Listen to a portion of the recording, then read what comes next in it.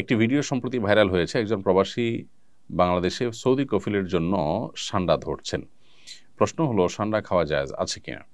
সান্ডা সাধারণত মরুভূমিতে হয়ে থাকে এবং এটি সরীসৃপ প্রজাতীয় একটি প্রাণী, দেখতে গুই সাপের মতোই অনেকটা। এই সান্ডা, এটাকে কোরআন এবং হাদিসের ভাষায় দব বলা হয়। এখনও আরব দেশগুলোতে এটাকে দব বলা হয়।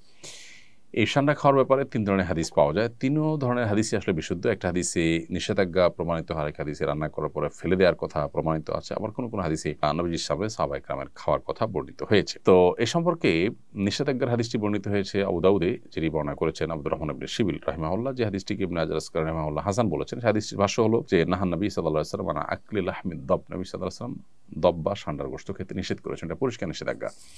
আরেকটি হাদিস বর্ণিত হয়েছে মুসনাদে আহমদে, যেটিকে ইমাম ইবনে হাজাম এবং ইমাম আইনি এবং শাওকানি রাহিমাহুল্লাহ তারা সহিহ বলেছেন।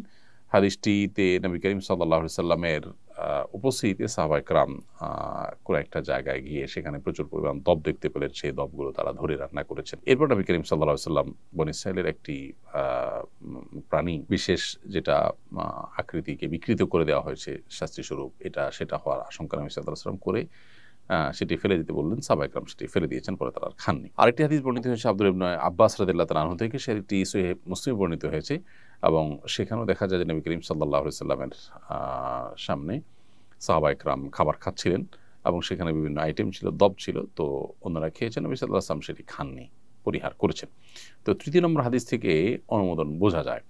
এসব হাদিসগুলোই বিশুদ্ধ এবং এসব হাদিসগুলোকে সামনে রেখে পৃথিবীর সংখ্যাগরিষ্ঠ ওলামায়ে কেরাম বা বেশিরভাগ ইমামগণই দব খাওয়াকে জায়েজ বলেছেন। আর হানাফি মাযহাবের ওলামায়ে কেরাম এটিকে মাকরুহ বলেছেন, অপছন্দনীয় বলেছেন।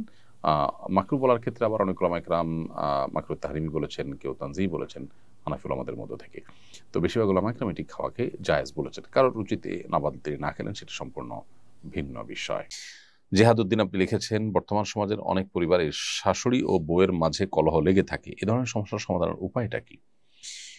বেশিরভাগ পরিবারগুলোতেই দাম্পত্য কলহ মূলত বউ শাশুড়িকে ঘিরেই শুরু হয় এবং এটির ফলশ্রুতিতে কত ছেলে যে এ পর্যন্ত আত্মাহুতি দিতে হয়েছে বা তারা আত্মহত্যার পথ বেছে নিয়েছেন অনাকাঙ্ক্ষিতভাবে, অপ্রত্যাশিতভাবে, সেটা আসলে বড় অপেক্ষা রাখে না। তো বউ শাশুড়ির মাঝে যে কলহ, এই কলহ দূরের উপায়টা কি?